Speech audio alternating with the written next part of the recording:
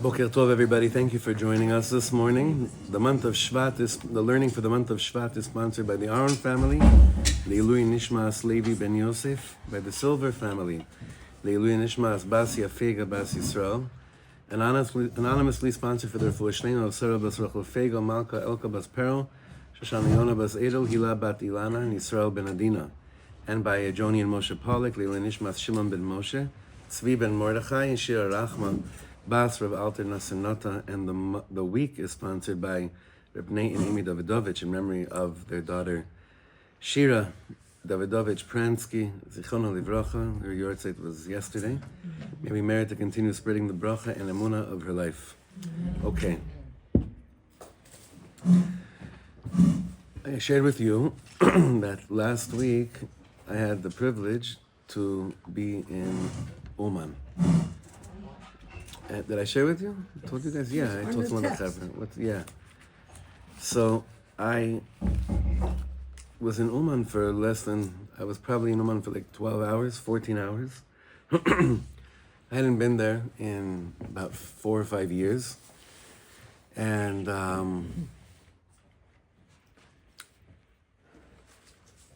there's something waiting for you there that you didn't even know you were looking for.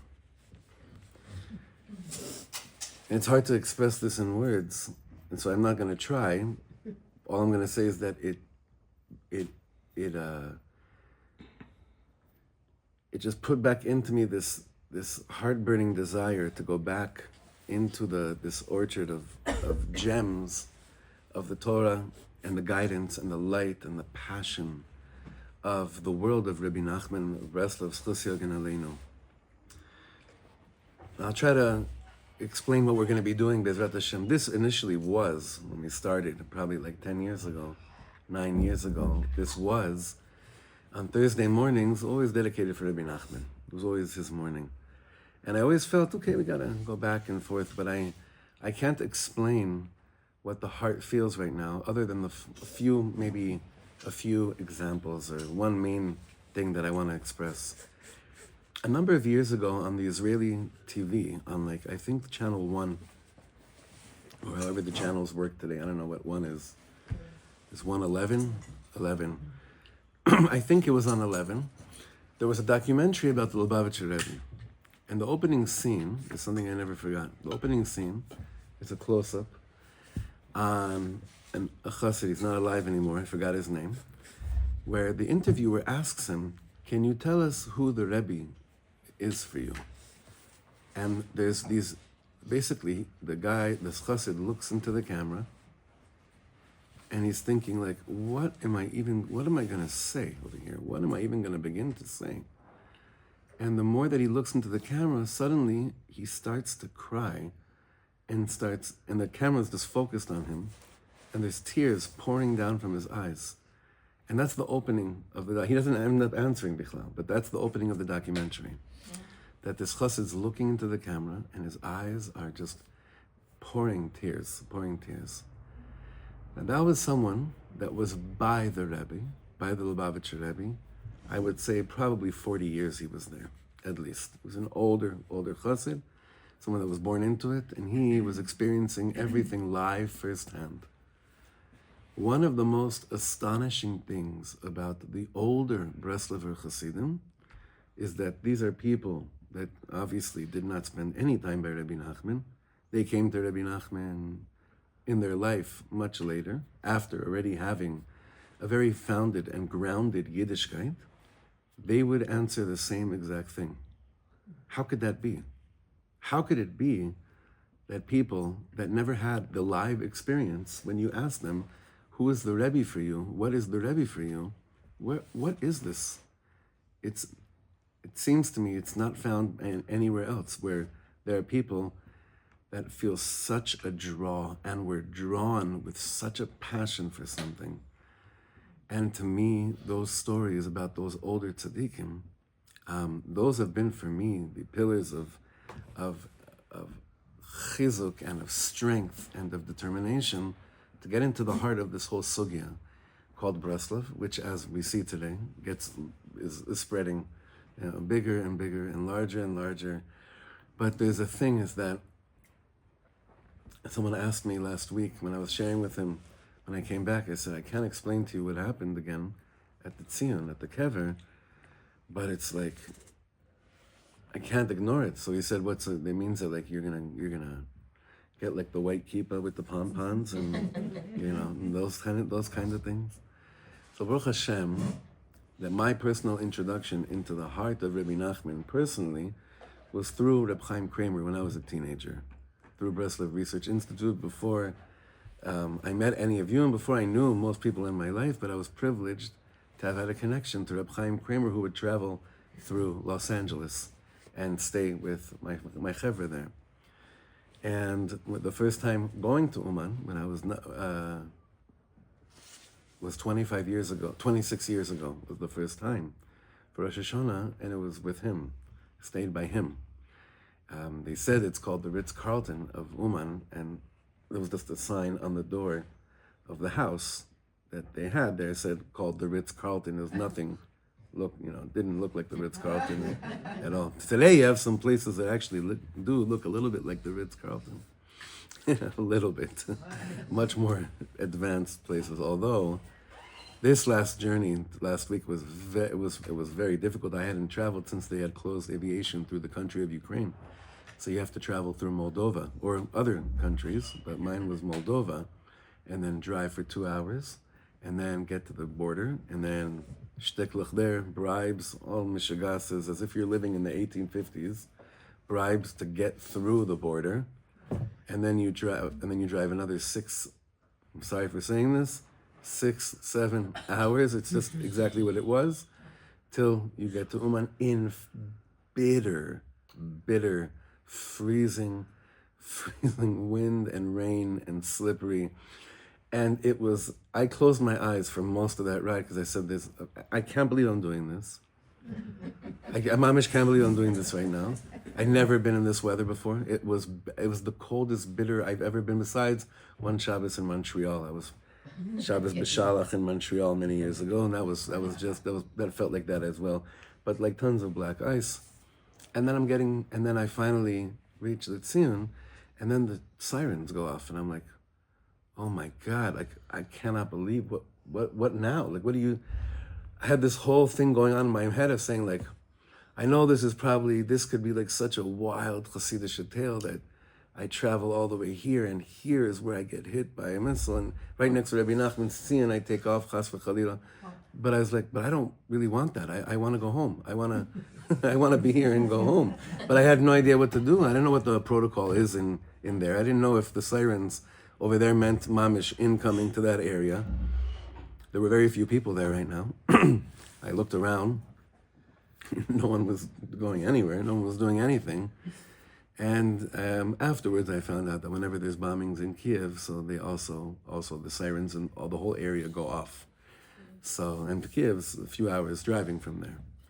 It was just a few hours of just really getting a little taste of what it used to be like to travel to get there back in the day. Nothing close to it, but a little bit more reminiscent of it, as opposed to when we would travel, you get there, it's about, 3 hours, 3.5 hours, you get there, the hotels are waiting, the hot food's waiting. This wasn't like this at all. There's barely chashmal, sewage systems, whole balagan, and yet, how do I explain that the love and light and passion and higher consciousness was the only thing that we were feeling, that I was tapping into? I don't know how to explain it. And therefore, I'm drawn to go back into the Torah of the Rebbe, but to hopefully do it in a way that can give us the key things that are available to us.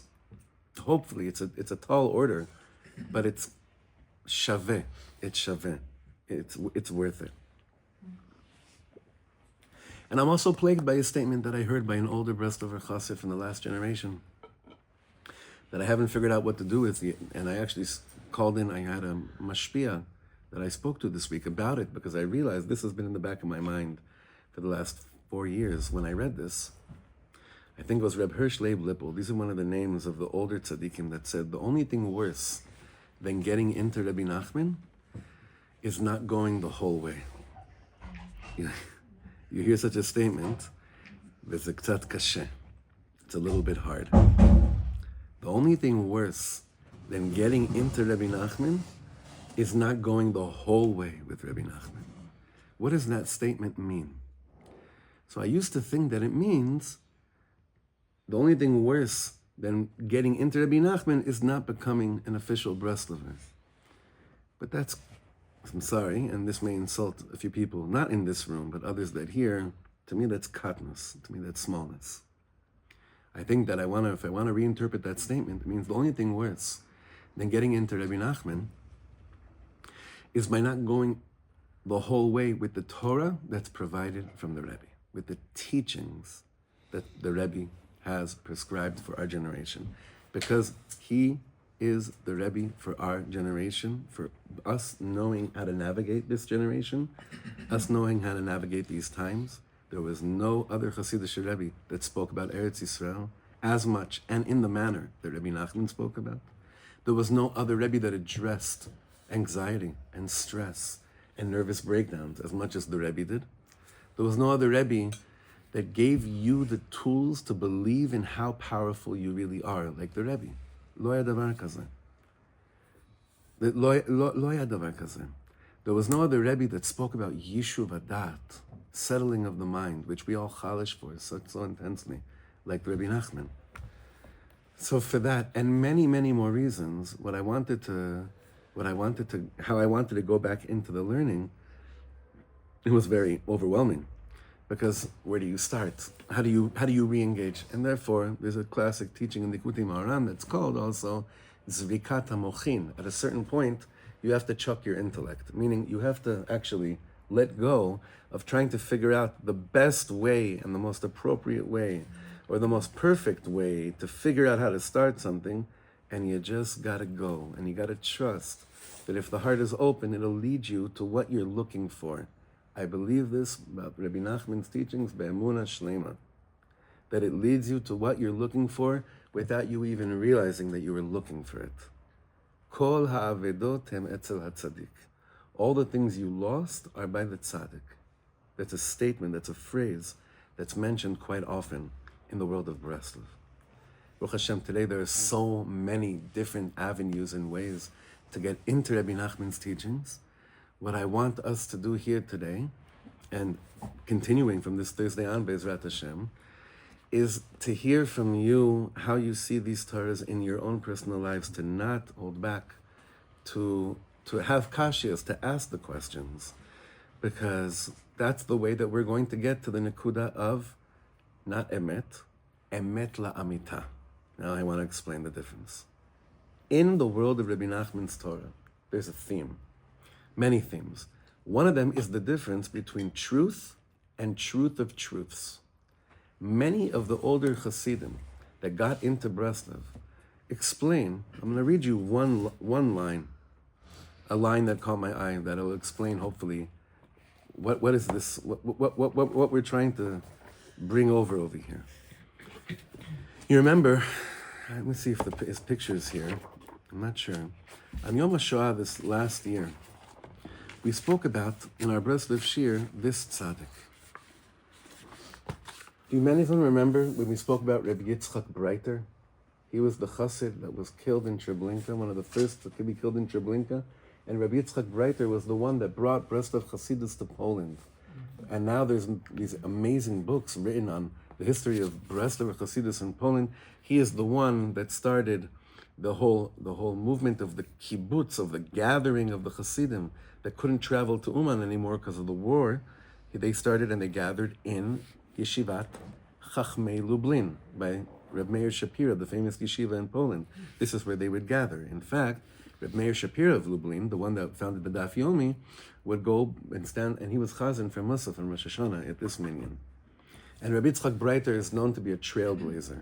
Rabbi Yitzchak Breiter this year did not grow up in Breslover at all. He was in the Beis Midrash, I'm just going to give this over in like 2 minutes. He was in the Beis Midrash of Reb Tzadok Chaim of Lublin.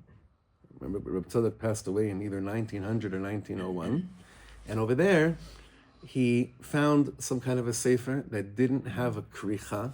it didn't have a binding, it didn't have a cover, because back then Rebbe Nachman's Sfarim were so Machlokes that they wouldn't even put the name on the side.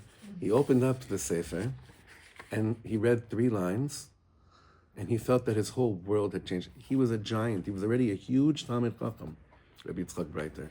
He couldn't understand what's going on with himself, but he felt that the words that we're talking about, yishuv adat, were driving him to places that he didn't understand. He put the book back on the shelf, and he closed it, and he was crying over it for a few days. I think the next time he went back to the shelf, he couldn't find that book anywhere. And he's freaking out, and he's talking about this with everyone. No one knows what he's speaking about. Finally, someone said, "Oh, that?" And they directed him to another little sefer. I forget what it was.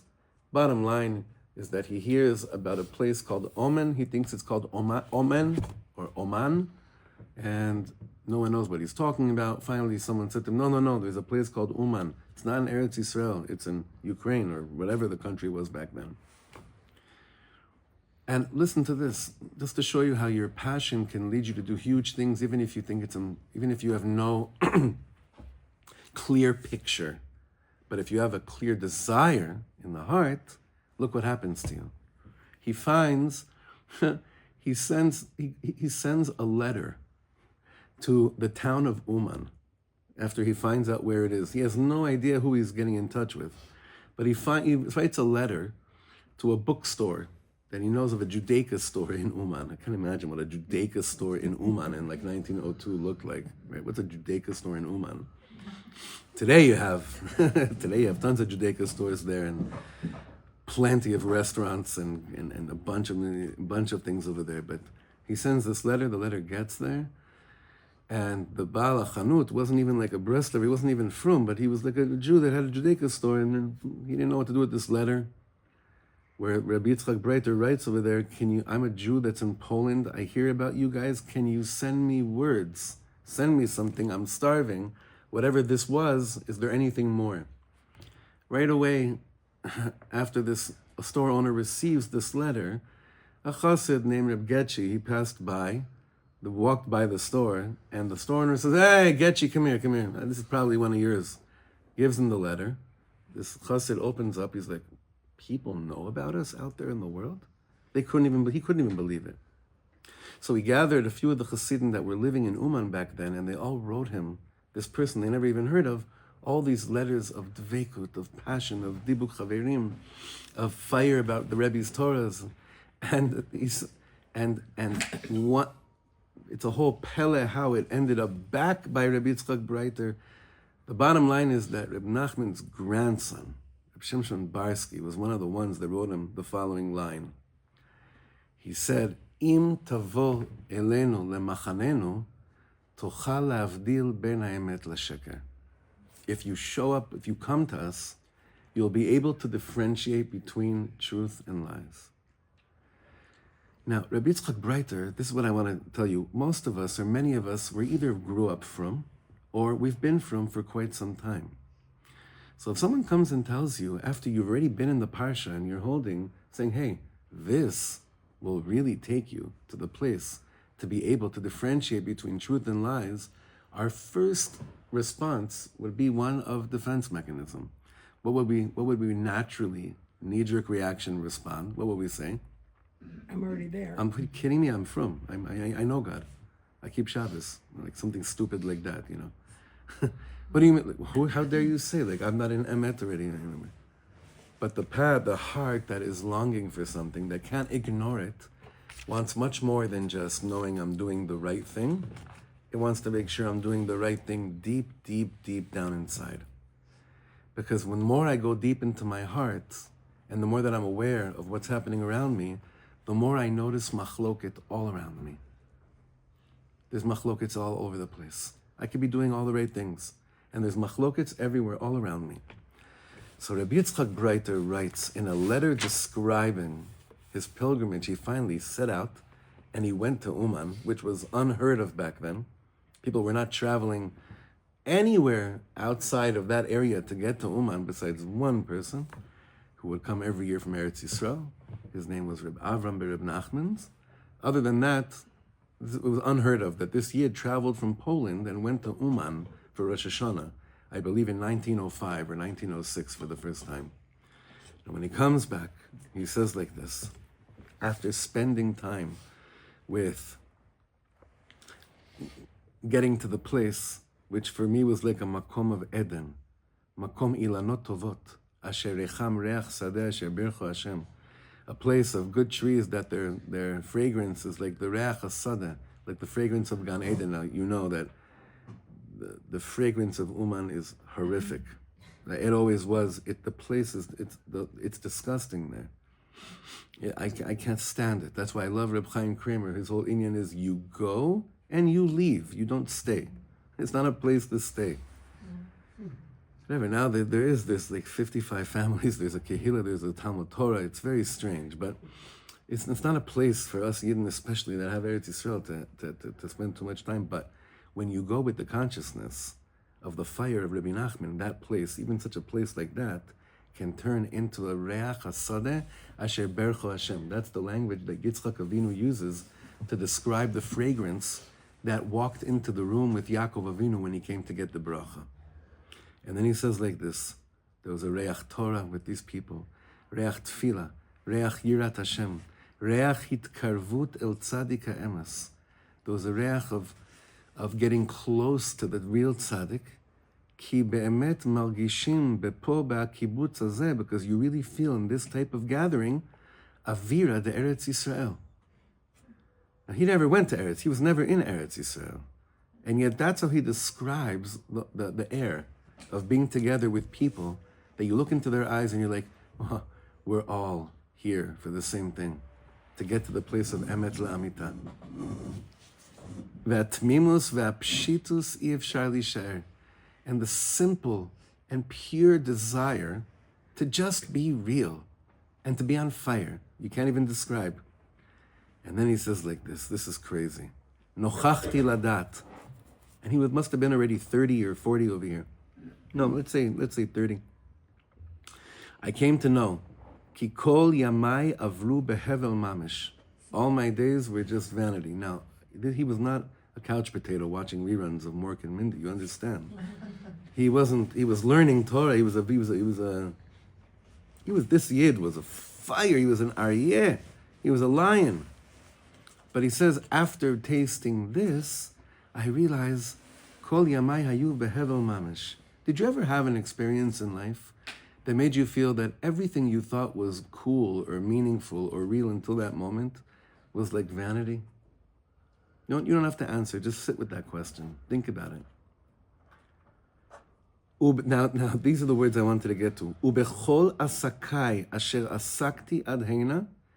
With all my dealings that I dealt with until now. That doesn't mean business dealings. That means the world of Torah that I was busy with until now. Hayiti oved avodah zara betahara. What a line. Think about these words. Hayiti oved avodah zara betahara. How could you be an oved avodah zara betahara? Isn't avodah zara tuma? So what is he telling us here? This line caught me. Hayiti oved avodah zara betahara. Let's think about the concept. What is avodah zara? What does that mean? What does that literally mean? Translation of that word. Huh? Strange or foreign worship. Right? But usually we think avodah zara means idols. Right? No. Avodah zara. So I was serving God as a stranger, as a foreigner, but it was betahara, meaning I wasn't going over averas, but I was serving God, but as an oved avodah zara, but I was doing it betahara. That's what he realized after spending time with those that were carrying the flame of the Rebbe. Vaiti munach bipgam emuna atzum me'od, and I was put in. I had a tremendous blemish of emuna that took over me. Vani matmia alai ba'atzmi. I'm asking myself, איך נהיה כדבר הגדול הזה?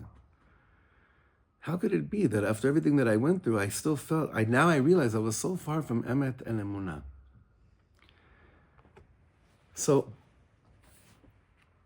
I don't want to chas v'shalom I don't have any opinions about where anyone's levels of avodah zarah. God forbid. It's not at all what the point of it. The point that I wanted to share with Rabbi Yitzchak Breiter is to show us that Hashem sent a remedy to the world. And the remedy came through a very, very mysterious tzaddik who was the great-grandson of the Baal Shem Tov. Remember the story? I don't know how many of you were in Shul this Shabbos. I said the whole story about Rebbe Nachman Horedenker and this woman that died 4 weeks after she gave birth. It's a whole story that was Rebbe Nachman. Those were Rebbe Nachman's grandparents. Rebbe Nachman grew up. He was born. And I was also in Medjugorje, so I was by the house, or the location of the house of the Baal Shem Tov, which is right outside the shul of the Baal Shem Tov. Right outside of it, they now know, they've made now Simanim, is the house of the Baal Shem Tov. That was the house that Rebbe Nachman's mother, Fega, got the Yerusha. She got an inheritance, which we learned. That was the house Rebbe Nachman was born in.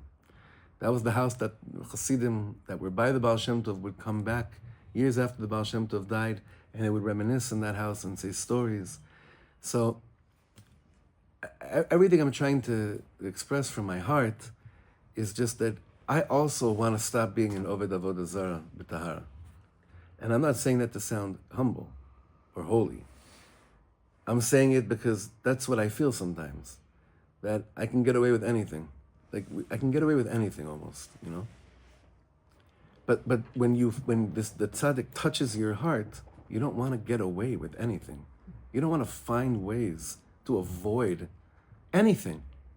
You want to go into the heart of the storm, eye of the storm, with the fire of the tzaddik, and you don't want to ignore that which you know you can't ignore anymore. That's what it is.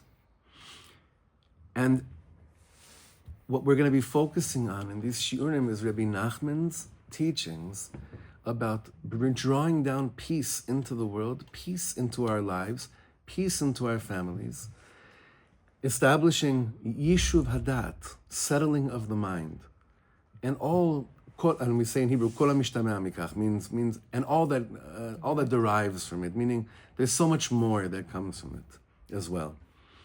And it's going to touch each person in a different way. It's not going to be dvarim, it's dvarim hashavim l'chol nefesh. These are things that are equal to everyone, meaning they're shayach to everyone, but it will reach you in many different ways. And like Rebbe Nachman says, I'm going to make all of you kitot. There's going to be a lot of different groups of you that feel very connected to me. And each one's going to have their own tam. No one's going to really look the same.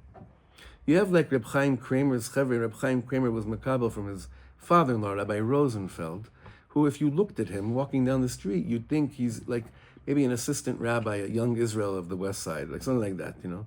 He didn't look at all. He didn't have the lavush. He didn't wear the garb, because he said that garb is short for garbage. He didn't buy any of that. That's one Indian. Then you have the chevra that are jumping on vans, bless you, mamish jumping on vans.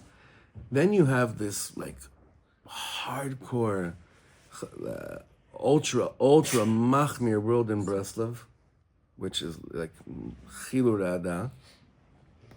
Everyone's doing their best. And then you have chevra that like just Eretz Yisrael shepherds. So the shepherds and the gvaot that are Rabbeinu. So they use the word Rabbeinu. Rabbeinu, our Rebbe. So it speaks to many different people in different ways.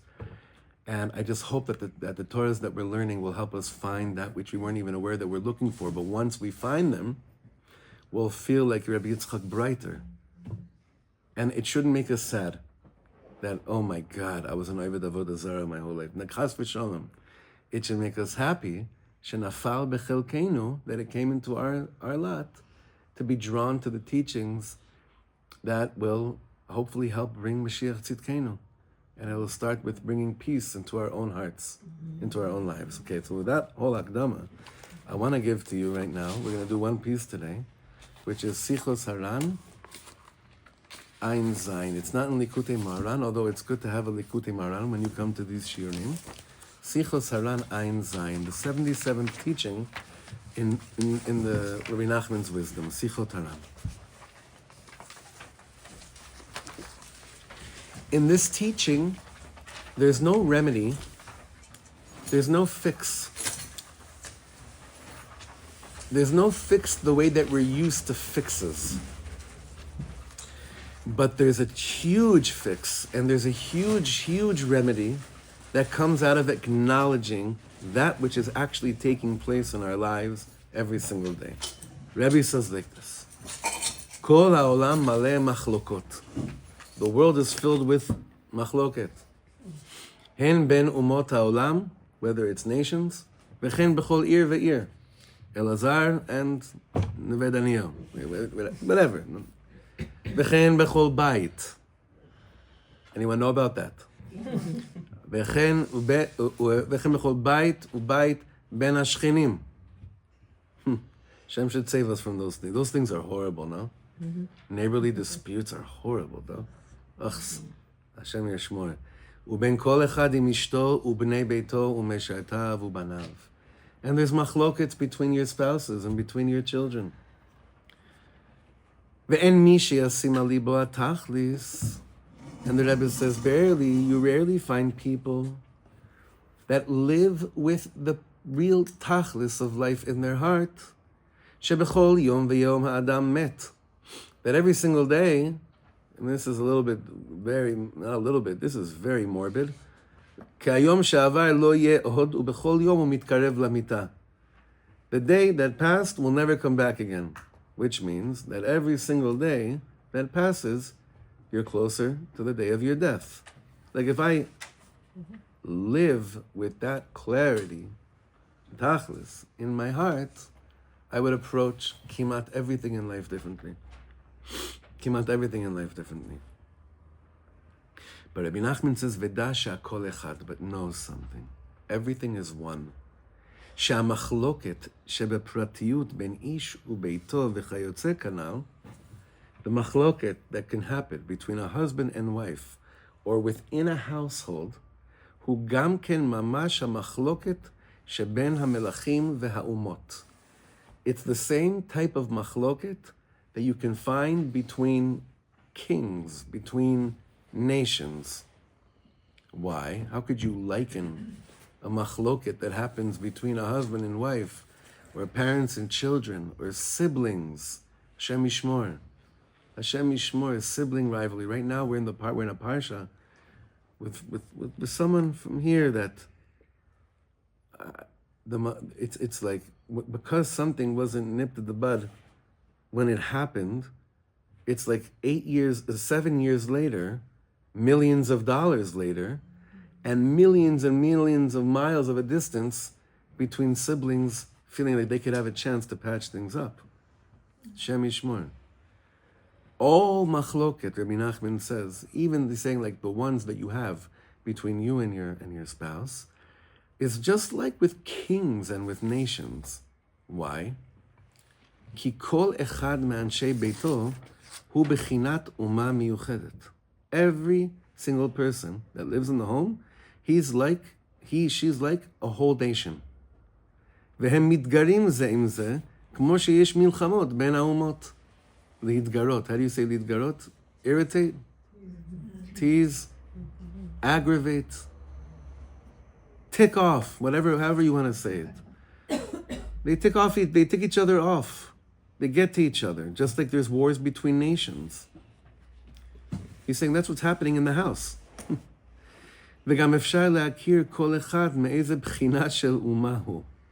And when you take a closer look, you could see what kind of a nation do you resemble.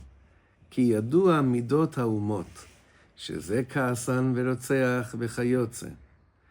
That, different nations have different characteristic traits. And you can tell what nation you're representing when you're standing on your own and you're at battle with someone else, Rebbe Nachman says. Hamochin, yicholim limtzo bepratiyut b'bnei habayit. And you could see this within each person in the house that you live with. Now Rebbe Nachman says like this, there's no way to escape this. You could be sitting there and saying, sorry, Rebbe Nachman, I know what you're saying is true about a lot of people, but I'm not a Baal Machloket. It's just not my nature. I do my own thing. I don't bother people too much. Like, I just keep to my own. Rebbe Nachman says, oh, really? ואפילו אם אחד אינו רוצה לריב. And even if someone doesn't want to fight and have a machloket. ורוצה, when the fourth paragraph, ורוצה להישב בהשקט ושלווה. And they want to live their life peacefully and quietly. עם כל זאת הוא מוכרח להיות גם כן בתוך המחלוקת והמלחמות. It seems that person doesn't have a way out. It seems that their destiny, their fate, also draws them to have to take part in a machloket and a milchama. We'll explain this in a second. Or actually, he will, much better than I could. כמו שנמצא בין המלחמות שבין המלכים והאומות, sometimes you see with these world wars, שנמצא לפעמים איזה אומה, sometimes there's a nation שרוצה להישב בשלווה ואין רוצה שום מלחמה. You have a nation that has no interest in fighting. They don't want to be part of the war at all. They want to sit in serenity. Remind you of anybody? אדרבה, הייתה מרוצה להשתחוות לחברו כמה פעמים. They're even okay, this is a usage of language, meaning he's saying over here, this type of person / nation would also be okay mevatering, giving up. Not giving up, but how would you say this? Not conceding. Disengaging. Well, that's where we're going with this, but meaning giving in a little bit. Giving in, I think, is the best one, right? I'll even give in a little bit. Like, pleasing, no? What's that? Even pleasing. Yeah, I'll please you, meaning appease. Yeah, like אני בסדר, יאללה, אתה יודע מה? אין בעיה. Now, I'm fine. I came back after 2,000 years, and I'll start giving you these chunks of land in the middle of everything, and all these other things, just as a wild, insane example, right? But we have this in life too. Like, you want to just appease someone. Why? Because you're not an ish milchama. You're a peaceful person, and your nature is one of serenity, and it's one of not engaging in machloket. There are people. I know it's shocking there are actually people like this that they don't get any thrills by machloket. Their thrill is non-machloket. I know it's a newscast, but it's not a. It exists. There are nations like this too. Rebbe Nachman says, I know who you are. You're a person that can't stand machloket. I know. And the hardest thing for you is that you're dragged into something, that you're schlepped into it. And it's bichlal, not your teva. It's bichlal, not your nature. Adarabah, you would be fine appeasing the person. הייתה מרוצה להשתחוות לחברו כמה פעמים. And then the Rebbe says, עם כל זן, חוטפין אותה גם כן על כורחה בתוך המלחמה. You're kidnapped into a war. You're schlepped into a war that you have no ratzon to be part of at all whatsoever. שזה אומר שיהיה מצידו, וזה להפך, עד שנלחמים עמו גם כן. And you end up having to fight when that's the last thing in the world that you would have wanted or chosen to do. How often in our lives are we schlepped into something that needing to take a stand when the last thing in the world we wanted to do was to take a stand because we felt that this is not our inyan. I don't have to get involved. Why should I have to get involved in this? זה לא נוגע אליי, לא מדבר, זה לא קשור אליי. מה זה קשור אליי? It's nothing to do with me. And yet, we're schlepped in to something. Baal korchenu. You know what Baal korchenu means, right? Against our will. We're coerced into it. The Rebbe is saying, I know you guys. He's saying, I know the other chevra, and I know you too. I know chevra that walk around looking to conquer all day long. Their inyan is war. Their inyan is, and they don't even realize it, but their inyan is power. And their inyan is that if I'm not butting heads with someone, that means I'm not fulfilling my mission in life. There are people that actually live like this. But there are people that, Rebbe Nachman says, but everyone ends up having to fight at a certain point in their life. Everyone's schlepped into something. our kids bring this out of us more than my Indian is to not ever want to have to call a teacher and tell them that they're poisoning the mind of my child. Who wants that? It's not. There are parents that are looking to see which teacher could I make feel like a nobody. But then there are parents that are like, I have no inyan, I don't want to have a machlokes with you. The thing is that אני מפקיד אצלך או אצלך את הנשמה הטהורה הזאת שהשם נתן לי. I'm depositing by you for a few hours every day this precious soul that Hashem gave me. And I believe that a lot of the ways that you think you should be educating is poison.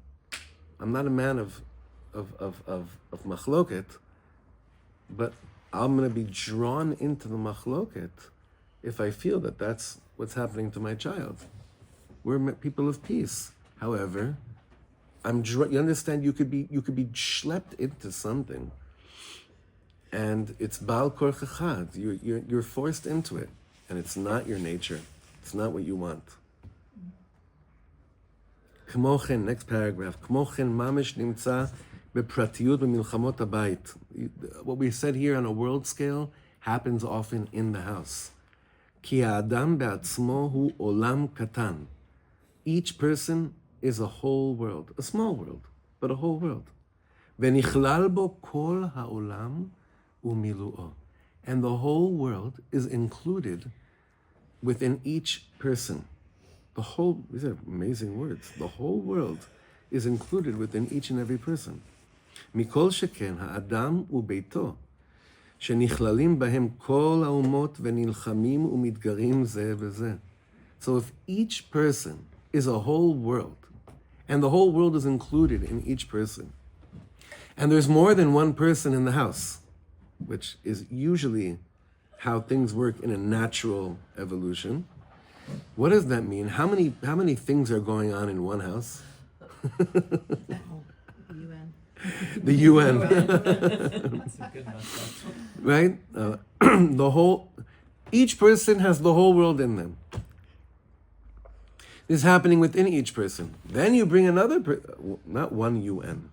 UNs. UNs. Right? A bunch of UNs are all under one roof. And you wonder why sometimes it's not like peaceful and just like singing Shabbos miros in such harmony. What? Do you know how many things are going on at once under one roof? All this, it's a pele.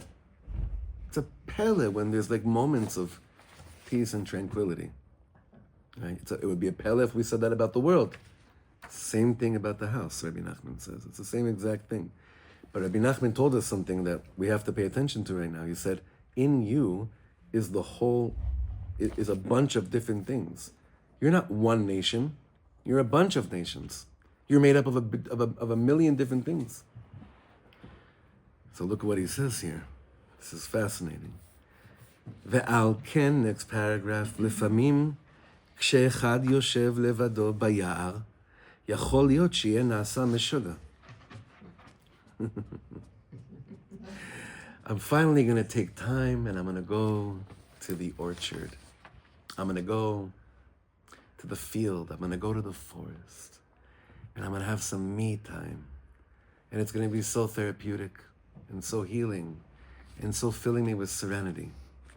And it's dafka in those places that I feel like I'm going to lose my mind. Why? Rebbe Nachman says, how is that possible? It's just you now. There's no machlokes. There's no one else around. How could it be possible that dafka, when I go and I say I'm having me time, I'm going to go to that favorite spot, by that ma'ayan, by that park, by that field, under that tree, and it's just going to be me with my thoughts. And Rebbe Nachman says, it's letting you know, it sounds nice, but know who else you're bringing with you under that tree, into that forest. You're bringing the whole world with you, because the whole world is included in you. And that's why sometimes it's harder to not wage war and machloket when you're absolutely alone than you are with other people. for obvious reasons. Sometimes it's actually easier to have a state of shalom when you're with other people that are all other worlds than when you're with yourself. Why would that be harder? What do you think? Why would it be harder to be in a place of non-machloket when you're all alone than with other people? Because you hear yourself when you're by yourself. Because you finally hear yourself, you finally taste yourself, you finally... Right. Before you're just reacting or you're engaged. All of a sudden you're just with everything the whole world that's inside of you. Right. So you would think that a Rebbe like this would definitely warn from spending too much time alone. Right? Right. This is the Rebbe that says the exact opposite, right? This is the Rebbe that says the exact opposite about being alone. In fact, if you call yourself a real Breslover or someone that follows the teachings of Rebbe Nachman, there are a few tenets and malasot. Like, it doesn't matter what you look like, but you better have alone time with Hashem every single day. Otherwise, you can't understand any of what he's saying over here. I've come to that conclusion. You can't understand anything Rebbe Nachman is talking about unless his podedus becomes part of your daily life. How long? V'chulei, that's another topic. But that it's not part of your life, these teachings will only reach hadaas in your life. They won't reach Chaim. You'll know on a da'at level what Rebbe Nachman said. Will it be alive in you? Probably not. His bodhidus is the only way which we'll have a lot to talk about. And I found some amazing new ways, new entries into his bodhidus this last period of time, and I'm so excited to be learning together. So the Rebbe says, when I'm alone, I become a meshuga, because when I'm alone, I notice that I'm made up of a million different nations. When I'm with someone, it's me and them. It's me against them. I'm not aware that I'm so complex so much. I'm not aware that I have all these different thoughts going on in me. But when I'm alone, and I realize, wait a second, why isn't it just now kumbaya? Oh, that's because within me, I have a whole part. I have a whole world, and I can become a sugar from it. V'zena asa, Rabbi Nachman says, continuing over here, v'zena asa machmat shehu levado v'nichlalim bo levad kol ha'umot. All the nations are included within you. V'hen midgarim ze b'zeh. They're teasing each other. They're leading each other on. והוא מוכרח להשתנות בכל פעם לבחינת אומה אחרת, כפי התגברות אומה על אומה, שהם כלום נכללים בו לבדו. I think it should be שהם כולם. שהם כולם נכללים בו לבדו. And what I realize is I have to keep on putting on a mask of another nation. Because now this nation is taking control of me and it's fighting this side of me.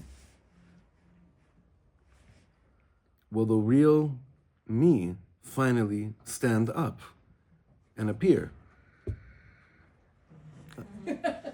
Will it finally stand up? Will the real me finally get up and be like...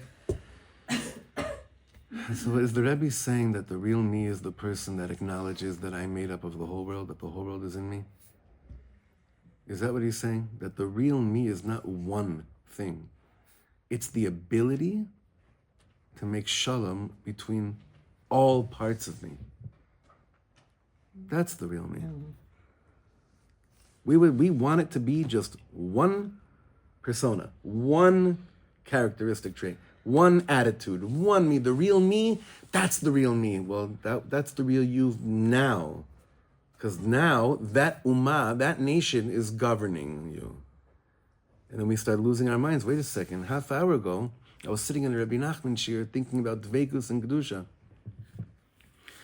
45 minutes later, I'm screaming on the phone with Bituach Leumi and my Mossad. Who am I? Ma kore po? So the real me is not any of the individual voices, it's the shalom that The real me is the voice of shalom, is the voice of yishuv that knows how to cultivate and how to manage all these different places and doesn't freak out when realizing that I'm not feeling as elated or as down as I was a little bit before. And I don't have an identity crisis because I accept that the whole world is included in me. And if the whole world is included in me, I got a lot of things going on inside of me all the time. Every person is like this. The real me is the one that knows how shalom governs. That's the real me. How shalom, not governs is the wrong word. How shalom, how peace can basically allow all the different parts of me to show up, and it doesn't scare me. I accept it. I accept this is the way Hashem designed me and created me. And I have to learn more about yishuv hadaas. So once I realized that, how in the world could I not do hitbodedut every single day? How could I stay sane? Shachris, Mincha, and Marv won't do it for you. Will not do it for you. Meaning, don't. It's dangerous. You could clip this and then just be like, he said, Shachris, Mincha, and Marv won't do it for you. God forbid. What I mean is that when you're in tune with the Rebbe's teaching over here of like, hey, you want to know why you feel like you're a freak? I'll tell you why. This is what's going on in you. And it's not enough to be like, oh, Rebbe Nachman explained it to me. I'm fine now. No. Rebbe Nachman explained what's going on. But now he says, now do the work. That's the difference between the two.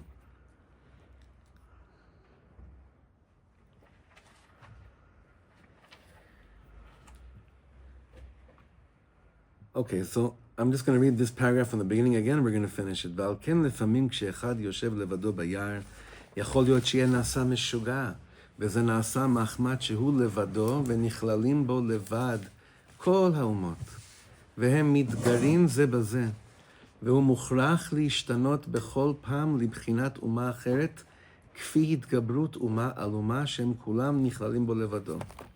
And then the Rebbe says, ומחמת זה, because of this, יכול להשתגע לגמרי. מחמת התהפכות הדעות שבו, על ידי ההתגרות האומות שנכללים בו לבדו. You could lose your mind seeing how undecisive you are. And you could think you're crazy. You're not crazy. There's just a lot going on in you. אבל כשהוא בישוב בין אנשים, but when you're with people and not alone, יש מקום למלחמה להתפשט בכל אחד מהבני בית או בין השכנים. When I'm with people, then what happens to me when there's machloket? I take it out on someone. There's someone there. It's reactionary. I could put it on that person. It's not me having to deal with me. It's me in light of the other person. Hamachloket, now he says like this, Hamachloket shebebeit hatzadik hu gam ken b'chinas milchamos ha'umos kanal. Gam nichlalim sham b'chinas milchamos ha'shvatim. שהיו נלחמים זה על זה, Ephraim al Yehuda. Saying crazy. Saying you have sometimes machlokets in the house of the tzaddikim. How could that be? Or machloket on tzaddikim, between tzaddikim. Rebbe Nachman has teachings about machlokets, what to do when you see machloket between two tzaddikim. It can happen. Happens all the time. There's teachings about that as well. He says that's a bechina of like when the shvatim were fighting with each other. Meaning, these things have happened. It's coming from somewhere. It's not made up. It's not new. And then he ends over here and he says, Yavo Mashiach mimra b'yameinu, az yitbatel kol minei machlokot v'yeh shalom gadol ba'olam. Then Mashiach will come, machloket will be nullified, will be cancelled, and then there'll be great peace in the world. Shekatuv lo yareu v'lo yashchitu, b'chol har kodshi ki mala haaretz de'at Hashem kamayim layam mechasim, says Yishaya Hanavi, that there won't be any more fighting. Okay. Was there any, did the Rebbe end off here with any optimism? This whole thing explained why you may become crazy. Pashut me'od. What optimism comes, what kind of Torah is this? What kind of teaching is this? So to me, what I'm trying to say, that to me, this is actually the most optimistic, uplifting teaching in the world. The most uplifting teaching in the world. We keep on coming back to this song. Hanan Ben Ari has been saying, אני מחפש כל מי שמוכן להודות שאני לא המשוגע היחידי. לא המשוגע היחידי. תגידו שאני לא המשוגע היחידי. Tell me, I'm not the only crazy person, right? What does that mean? Why would this be an optimistic thing? Because you know what's better than remedies to fix things? You know what's deeper? A remedy of understanding the nature of my neshama. That is a much more potent remedy than any other fix. We're dealing with something else over here. He's the Rebbe of the neshamas, of the souls. We all know that this is true because we experience it in our lives all the time. Once I'm aware of this, I have something to actually work on. And once I'm aware that I'm complex because I have a whole world that's happening inside of me, I know now I know how to engage better with those things. I have a much more clearer kivun avodah, meaning how do you say kivun avodah? Like a direction of what I'm supposed to be working on. And I also have the most incredible chomer gelem for hitbodedut. Chomer gelem, how do you say that? Raw material for now doing the real work, which is like, okay, now it starts, Hashem. Now it starts. Now it's, what did you have in mind by making me think that I'm almost meshuga? Why does it have to be that the whole world's included in me? I just want to be tzavoti. Now, I think that Rebbe Nachman knew, I'm sure about this, that the tzaddik knew that his teachings would be understood by few in his lifetime, and that the closer we get to Mashiach, there'll be hundreds and hundreds and thousands and now hundreds of thousands of people, dare I say even 1 million or 2, that are immersed in the teachings of Rebbe Nachman. And this is a Torah, this is a teaching that will hopefully enter us into the path of realizing that without acknowledging this, I can continue to be an Oved Avodah Zarah B'Tahara. And I don't want to be an Oved Avodah Zarah B'Tahara. I don't want to be an Oved Avodah Zarah on any level. I want to be an Eved Hashem for real, with joy, with acknowledgement, and with acceptance, and understanding what's going on inside of me all the time. So to me, this is actually one of the most uplifting teachings, because it's learning how to acknowledge what is going on inside of us. And that makes us a non-avodah zarah type of person. Avodah zarah means I'm foreign even to myself. I don't even understand what's going on inside of me, but I'm still serving God with purity. Avodah krova, service of God, that's not avodah zarah, means I get a glimpse into what's really taking place inside of me. So avodah zarah, I nailed that one over here right now. I can't be an Oved Avodah Zarah anymore. The question is, can I be an Eved Hashem b'Tahara b'Kedusha b'Simcha, living like this? And if the Rebbe didn't think that it's possible, he wouldn't tease us and saying, just know you're meshuga. That's it. That's all you need to know. Ma pitom. The tzaddik sent rivers of love, of compassion on our neshamas that we have to make more use of, and be'ezer Hashem, that's how we will be making more use of it as we go along to attain peace and calmness, and really yishuv hadat, stillness in the mind, settling our minds down through the teachings of Rebbe Nachman and his students. And Hashem should be with us and we should see that we're really trying hard. It should all be l'shem shamayim b'ezrat Hashem. Shkoyach, everybody.